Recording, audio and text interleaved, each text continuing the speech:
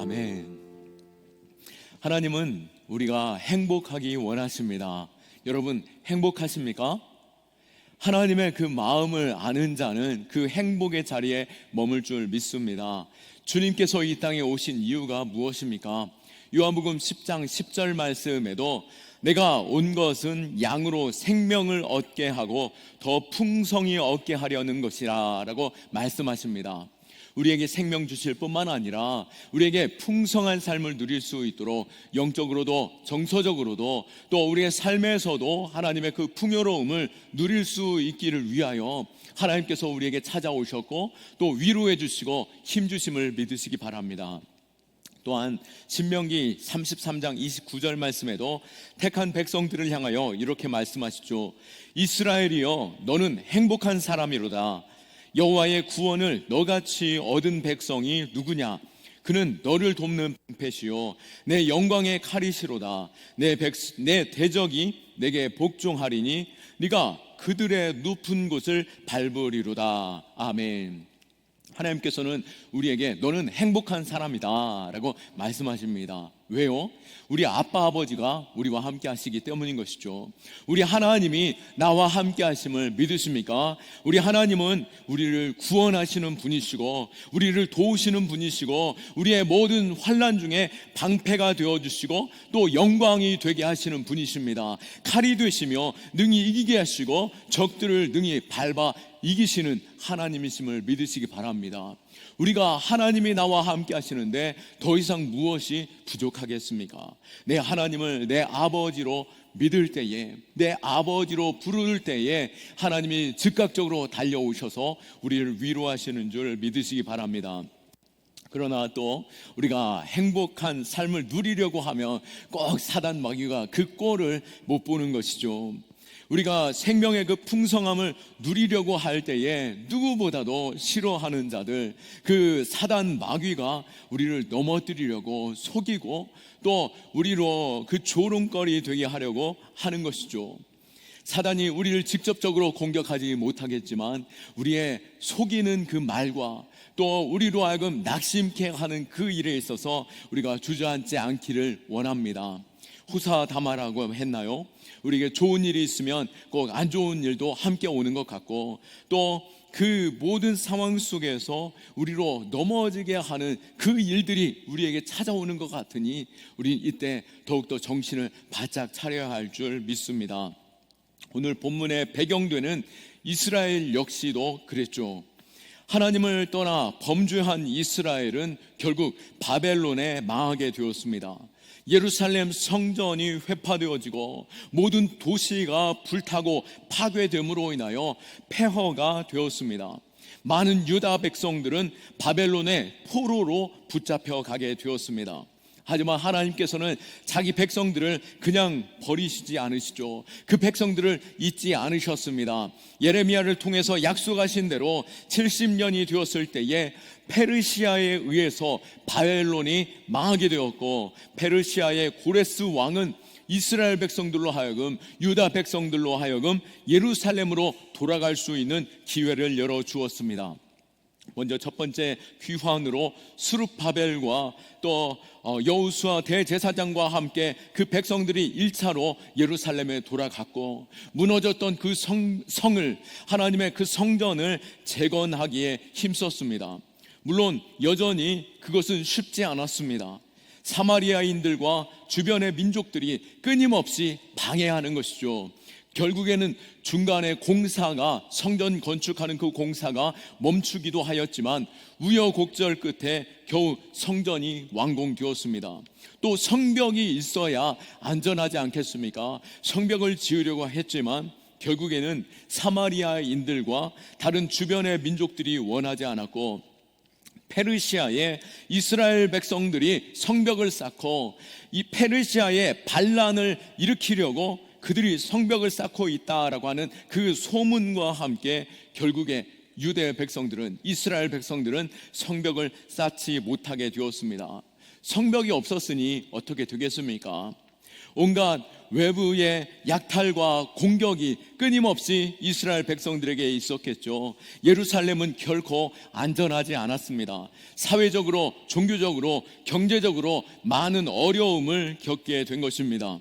이때 페르시아의 아닥사스다 왕의 술 맡은 관원장, 우리가 느헤미야서를 우리가 읽는 이 주인공인데요, 느헤미야가 등장하게 됩니다.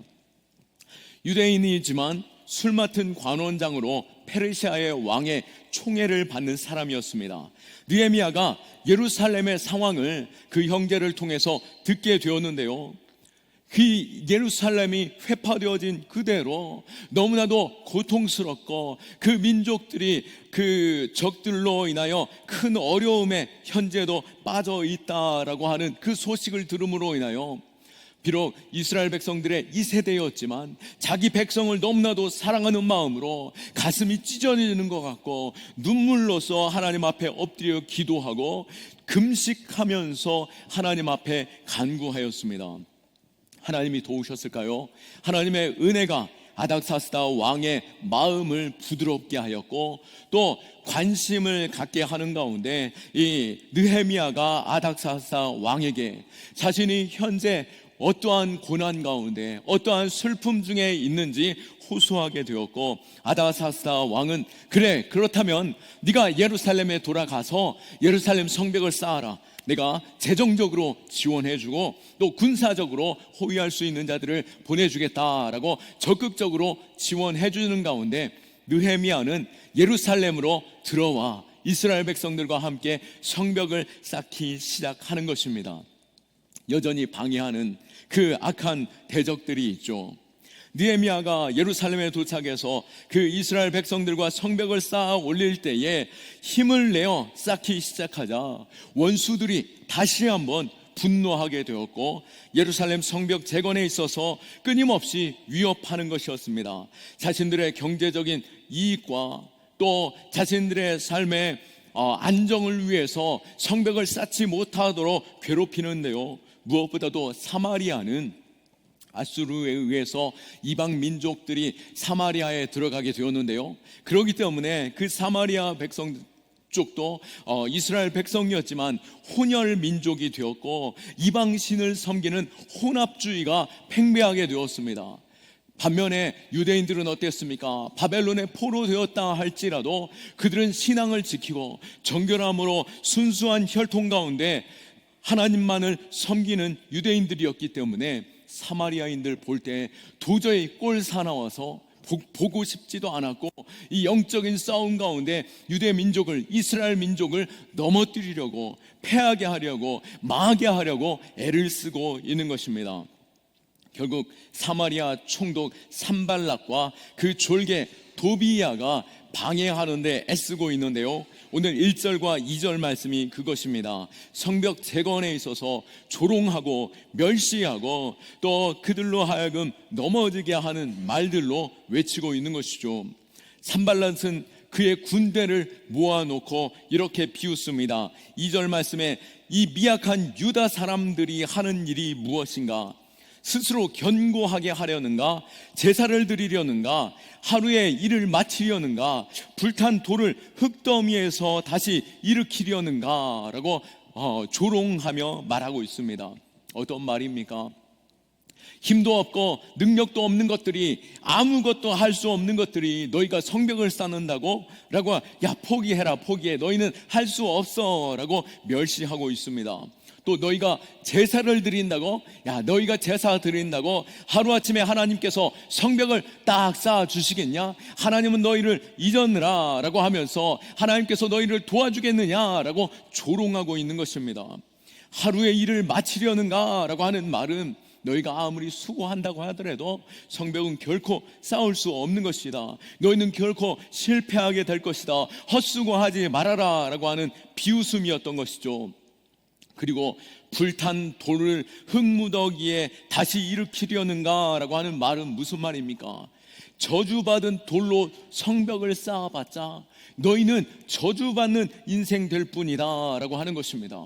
고대 근동에 이 사람들은 불에 타서 검게 그은 돌은 저주받은 돌이라라고 여기면서 건축 자재로는 사용하지 않습니다. 그런데 이스라엘 백성들이 성벽을 쌓을 때에 어디에서 그런 자재들을 구할 수 있겠습니까? 아직 연약한 중에 있었기 때문에 이전에 폐허가 되고 불타 없어졌던 그 성전과 성벽에 사용하였던 그 돌들을 끌어다가 성벽을 쌓고 있는 것이죠. 검게 그은 돌들로 쌓아 올리면서 이 저주받은 돌로 쌓는 성벽 저주받게 될 것이다 라고 조롱하고 있는 것입니다. 이 말들에서 이스라엘 백성들의 마음이 얼마나 요동하고 흔들리겠습니까? 여기에 산발랏의 종이었던 도비야 역시 옆에서 거들고 있습니다. 3절 말씀에 그들이 건축하는 돌 성벽은 여우가 올라가도 곧 무너지리라 라고 맞장구를 치면서 너희가 아무리 성벽을 쌓아도 여우 한 마리가 올라가도 그 성벽은 무너질 것이다. 우리가 이 강한 군대로 너희에게 달려갈 때 너희는 무너지고 패하고 망하게 될 것이다 라고 외치는 것입니다. 사실 그들은 실제적으로 칼을 들고 창을 들고 이스라엘을 공격할 수 없었습니다. 마치 사단과 같죠. 사단이 하나님의 백성을 실제적으로 공격하지 못하는 것처럼 페르시아 왕이 허락한 성벽에 있어서 대적할 때 그들이 페르시아를 대적하는 거기 때문에 그들을 공격할 수 없었겠죠. 사단도 역시 우리를 직접적으로 공격하지 못하겠지만 우리로 낙심케 하고 걱정하게 하고 주저앉게 하고 또 우리의 마음에 침륜에 빠져 탄식하도록 만드는 것이 사단의 전략일 뿐인 것입니다. 그러기에 우리가 정신 바짝 차리고 우리가 하나님께 소망을 두고 믿음 가운데 이 어려움들을, 이 시험을 능히 돌파할 수 있기를 축원합니다. 이 영적인 전쟁에 우리는 승리해야 하는 것이죠. 위기가 찾아왔을 때 우리는 믿음을 구하고 지혜를 구하는 가운데 어려움들을 돌파해야 할 것입니다. 느헤미야가 이 위기를 믿음과 지혜로 돌파합니다. 지도자의 위기 관리, 그 문제 해결 능력을 우리가 볼 수 있는데요. 사단의 공격을 느헤미야는 어떻게 이겨냈을까요? 오늘 말씀을 통해서 우리 느헤미야 4장에 있는 말씀 전체를 통해서 우리가 함께 묵상해 보기 원하는데요. 먼저 느헤미야는 이 위기의 때에 이것을 어떻게 승리로 바꾸었냐라고 한다면 먼저는 기도하는 것이었습니다. 기도로 이 어려움들을 돌파하는 것이죠. 느헤미야와 이스라엘 백성들은 성벽 재건에 성공하느냐 아니면 망하느냐의 기로에 서 있었습니다. 이 위기의 때에 느헤미야는 즉각적으로 하나님께로 나아가 기도하기 시작한 것이죠. 그 적들이 달려 외치는 그 소리를 듣고 하나님께 호소하고 있는 것입니다. 4절과 5절 말씀에 보면 우리 하나님이여 들으시옵소서, 우리를 업신여김 당하고 있습니다 라고 하나님 앞에 아뢰며 탄식하며 하나님의 도움을 구하고 있습니다. 여전히 쉽게 문제가 해결되지 않자 또다시 기도하는데요. 9절 말씀에도 우리가 우리 하나님께 기도하며 그들로 말미암아 파수꾼을 두어 주야로 방비하는데 라고 말한 것 같이 이 느헤미야는 함께 하나님 앞에 엎드려 간구하며 지혜를 구하고 있는 것입니다. 우리에게 위기가 찾아왔습니까? 여러 가지 시험이 있습니까? 이것을 돌파하는 가장 최선의 방법, 가장 먼저 해야 할 위기를 극복하는 방법은 무엇이겠습니까? 바로 기도하는 것임을 믿으십시오. 예수님께서도 문제를 만났을 때에, 시험을 당할 때에 어떻게 하라고 말씀하십니까? 마태복음 26장 41절 말씀에 시험에 들지 않게 깨어 기도하라 말씀하십니다. 우리가 시험의 때에 깨어 기도하는, 우리의 영혼이 낙심하지 않고 주저앉지 않고 눈물을 흘리지 않고 일어나 주님 앞에 엎드려 기도할 수 있기를 축원합니다. 영적인 전쟁에서 대적을 이기는 확실한 무기, 바로 기도인 것입니다. 기도를 능가하는 다른 방법이 무엇이 있겠습니까? 하나님께 맡겨 드리십시오. 하나님의 그 전능하심이 우리의 삶에 임하는 것을, 우리가 기도를 통해서 그 전능하심이 우리에게로 임하는 줄 믿고 하나님의 간구하며 하늘의 문을 열고 우리의 문제가 해결되어짐을 바라볼 수 있기를 축원합니다. 주님도 때마다 기도하시며 승리의 본을 보여주셨죠. 느헤미야도 이 위기의 때에 가장 즉각적으로 하나님 앞에 엎드리며 하나님께 도움을 요청하고 있는 것처럼 우리가 즉각적으로 기도하는 그 일이 우리 안에 일어날 수 있기를 축원합니다. 즉각적인 기도에서 또 문제가 풀려지지 않습니까? 나 혼자만의 기도보다도 연합하여 기도할 때 더 큰 능력이, 또 확실한 응답이 있는 줄 믿으십시오. 그렇다면 공동체가 함께 기도하는 것이죠. 느헤미야 역시 4장 9절에 우리가 함께 하나님 앞에 기도함과 같이 우리가 함께 하나님 앞에 구하노니라고 고백한 것처럼 마태복음 18장에서도 두세 사람이 모인 곳에 하나님이 함께 하시고 두 사람이 합심하여 기도할 때 반드시 응답하신다라고 약속하신 것처럼 그 약속 믿고 연합하여 기도할 수 있기를 축원합니다. 느헤미야는 긴박한 순간 어떻게 기도를 선택할 수 있었습니까? 느헤미야는 이 문제를 만났을 때 다른 생각이 들어오기 전에 즉각적으로 기도한 것처럼 하나님의 지혜가 기도를 통해서, 하나님의 능력이 기도를 통해서, 하나님의 구원이 기도를 통해서 우리에게 주어짐을 알고 구한 것처럼 우리도 함께 기도하고 또 연합하여 구함으로 하나님의 놀라운 능력을 경험할 수 있기를 축원합니다. 우리는 그렇게 모든 삶에서 스펄전 목사님이 고백했던 것처럼 모든 것이 하나님께 달려있는 것처럼 그렇게 구해야 하는 것이죠. 내 모든 문제 하나님 손에 있습니다. 하나님께 맡겨드립니다. 하나님이 하셔야 합니다 라고 하는 그 심정으로 기도해야 하는 것입니다. 그리고 또 모든 것이 내 자신에게 달린 것처럼 하나님께 지혜를 구하고 그 일들에 있어서 열심을 내야 하는 것이죠. 또 이 느헤미야는 어떻게 이 일을 감당합니까? 어떻게 위기를 돌파합니까? 두 번째로 바로 주님의 성품을, 그리고 주님의 일하심과 그 약속을 기억하는 것이었습니다. 느헤미야는 기도했을 뿐만 아니라 하나님이 어떤 분이신지 기억하고 그 언약을 붙잡은 것입니다. 14절 말씀에 내가 돌아본 후에 일어나서 귀족들과 민장들과 남은 백성에게 말하기를 너희는 그들을 두려워하지 말고 지극히 크시고 두려우신 주를 기억하고 너희 형제와 자녀와 아내와 집을 위하여 싸우라 하였느니라. 아멘. 우리를 도우시는 분, 우리와 함께 하시는 분, 지금도 살아 역사하시고 전능하신 하나님을 기억하는 것입니다. 지금 내 삶에 당장 보이는 것은 문제들 뿐인 것처럼 여겨지지만 조금만 뒤돌아보면 여전히 나와 함께 하셨고 나를 도우셨던 하나님, 느헤미야 역시 하나님의 성품과 그 약속을 기억해 볼 때 자신이 유대인의 이 세대였음에도 불구하고 민족을 향한 뜨거운 마음을 허락하여 주시고 예루살렘을 향한 소식을 듣게 하여 주시고 뜨거운 가슴으로 눈물을 흘리게 하시고 금식할 때에 아닥사스다 왕의 그 분노와 또 공포의 두려움 앞에서도 하나님께서 마음을 부드럽게 해주시고 기회를 주시고 은혜를 주시는 가운데 많은 물자와 함께 도와주셔서 성벽을 쌓을 수 있도록 함께하게 하신 것이죠. 또 지난날을 기억해 볼 때 이스라엘의 아브라함의 하나님, 이삭의 하나님, 야곱의 하나님, 이스라엘의 기적의 하나님이 동일하게 지금도 우리와 함께 하시고 바벨론에 망하였지만 하나님의 약속대로 70년 만에 회복시켜 주시는 가운데 그 하나님이 다시 성경을 쌓고 하나님께서 예배 받으심과 같이 우리의 모든 삶을 받으실 것을 믿기에 하나님이 함께 하신다면 이 모든 어려움 능히 돌파할 수 있습니다. 그것을 기억하는 가운데 그 용기를 내고 하나님 앞에 간구하는 것이죠.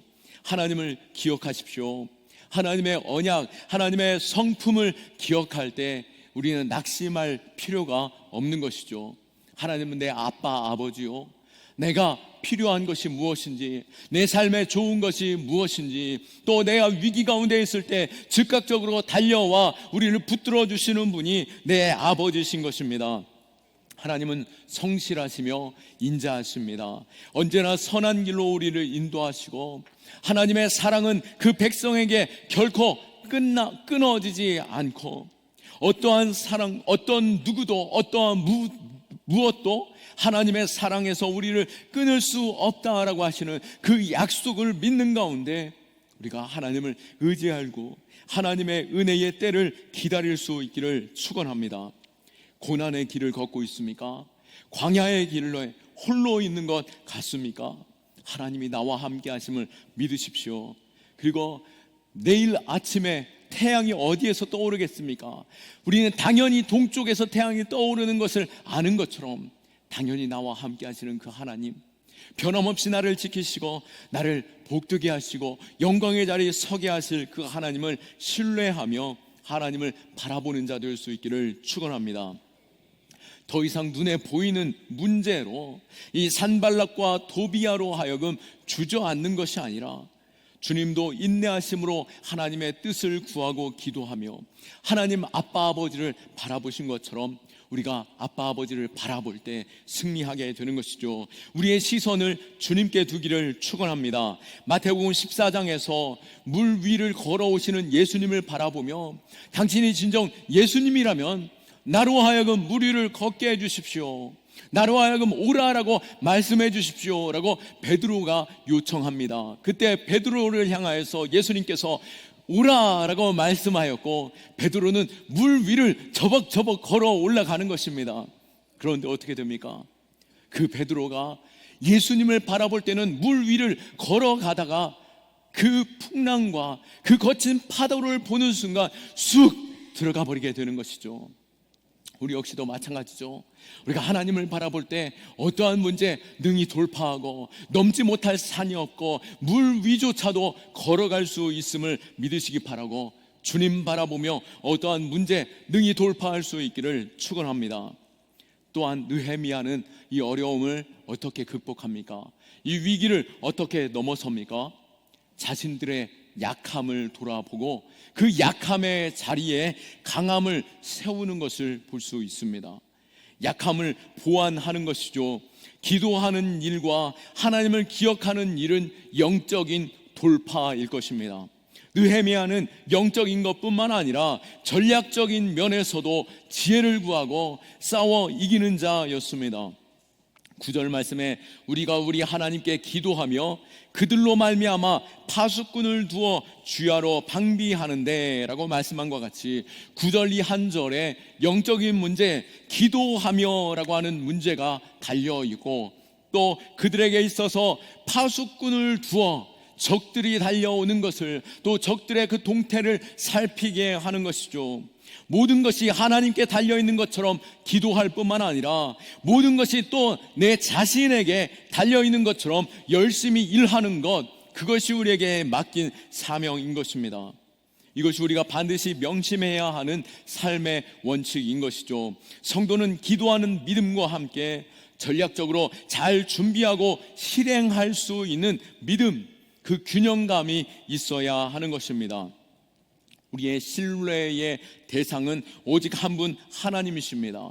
하나님께 맡겨드렸다라고 한다면, 하나님께서 내게 지혜 주시고 능력 주셨다라고 한다면 우리가 더 이상 그 문제를 바라볼 것이 아니라 하나님께서 내게 맡기신 사명, 그것을 믿음으로 저벅저벅 담대하게 흔들림 없이 감당해내는 것입니다. 원수의 공격에 연약한 부분이 발견되어진다라고 한다면 즉각적으로 보완해 세우고, 또 나의 연약함이 있다라고 한다면 또 그것을 훈련하고 연단하여 단련시키는 것이죠. 16절에서 18절 말씀에 보면 그때로부터 내 수하 사람들의 절반은 일을 하고 절반은 갑옷을 입고 창과 방패와 활을 가졌고 민장은 유다 온 족속이 뒤에 있었으며 성을 건축하는 자와 짐을 다루는 자는 다 각각 한 손으로 일을 하며 한 손에는 병기를 잡았는데 건축하는 자는 각각 허리에 칼을 차고 건축하며 나팔 부는 자는 내 곁에 섰었느니라. 아멘. 오늘 이스라엘 백성들이 그 적의 군대가 밀집하여 있는 것을 보면서 그 후로 파수꾼을 세웠고, 그 후로 절반의 사람들은 일을 하고 절반의 사람들은 갑옷을 입고 창과 방패를 들고 활을 가지고 군사로서 준비하고 있는 것입니다. 또 일하는 자들도 한 손에는 무기를 들고 한 손에는 도구를 들고 일을 하게 되는 것이죠. 그들의 안에 이러한 지혜로서 그들이 맡겨주신 그 사명을 잘 감당하고 또 위기를 잘 대처하고 있는 것을 보게 되는 것입니다. 파수꾼을 세우는 것은 결코 믿음이 약해서가 아닌 것입니다. 내가 기도했다라고 해서 다 끝나는 것이 아닌 것이죠. 우리가 학생이라면 어떻게 하겠습니까? 고3이라면 열심히 공부해야 하는 것입니다. 공부해야 할 때에 하나님께서 그 시간을 주시고 열정을 주시고 또 배경과 삶을 주셨을 때에 최선을 다해 공부한다라고 한다면, 기도하며 공부할 때에 결과가 어떻습니까? 대학에 합격하는 일은 결과적으로는 한 문제를 맞느냐 틀리느냐에 있는 것이죠. 내가 공부한 그 수준에 맞춰 입학 원서를 넣고 그 수준에 맞춰서 내가 그 커트라인 사이에서 한 점을 맞느냐 한 점을 틀리느냐에 따라서 합격이요 불합격이다 라고 한다면, 그 한 점은 뭡니까? 내가 찍었을 때에 혹은 내가 실수함으로 라고 주어지는 결과인 것이죠. 우리가 최선을 다하고 또 하나님 앞에 맡겨드릴 때에 하나님은 좋은 결과로 또 은혜를 더하실 줄로 믿습니다. 그러기에 내 자신을 객관적으로 바라보며 나의 연약함이 있다면 그것을 바로 세우고, 또 경건의 일에 있어서는 경건으로, 또 삶의 지혜에 있어서는 지혜를 쌓아가며 잘 훈련되어 준비해야 할 것입니다. 하나님께서 다윗을 이스라엘의 왕으로 세우셨습니다. 그것도 이스라엘의 최고의 왕이요 통일 왕국의 왕으로 세우셨습니다. 왜 하나님께서 다윗을 이 통일 왕국의 왕으로 세웠겠습니까? 그가 기도만 열심히 잘해서입니까? 아니면은 악기를 잘 다루고 찬양을 잘했기 때문에, 예배를 잘하기 때문에 그를 왕으로 세웠습니까? 아니면은 칼만을 잘 다루는 자였기 때문에 그를 왕으로 세웠습니까? 아니었죠. 바로 다윗이 훈련되어진 모든 과정과 또 그 마음에 하나님 앞에서의 진실함을 보시면서 그에게 사명을 맡기신 것입니다. 시편 78편 70절부터 72절 말씀에 보면, 또 그의 종 다윗을 택하시되 양의 우리에서 취하심으로 전 양을 지키는 중에 그들을 이끌어내사 그 백성인 야곱 그의 소유인 이스라엘을 기르게 하셨더니, 이에 그가 그들을 자기 마음의 완전함으로 기르고 그의 손의 능숙함으로 그들을 지도하였도다. 아멘. 바로 이스라엘을 그가 다스릴 수 있었던 것은 그가 어릴 때부터 양을 지키는 일에 있어서 최선을 다하고 성심성의껏 열심을 내고 자신의 목숨을 다해서라도 그 양을 지키심을 하나님께서 이쁘게 바라보셨고, 그 지혜를 가지고 그 마음을 가지고 백성들을 다스리게 하시는 것을 볼 수 있었으며, 또 그가 잘 훈련되어지는 가운데 전쟁에 능한 자요 그 능숙함을 통해서 이스라엘 백성들을 지도하는 자로 세우셨다라고 하는 것입니다.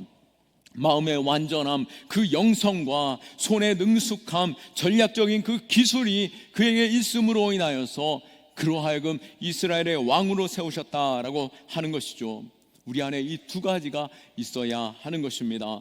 영적인 부분에서 하나님 앞에 겸손히 엎드려 기도하고 하나님을 신뢰하는 가운데 그 약속을 믿고 의지하며, 또 나의 약함이 있습니까?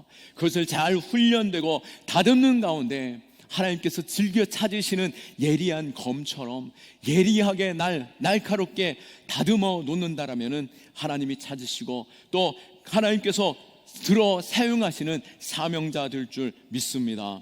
말씀을 마칩니다.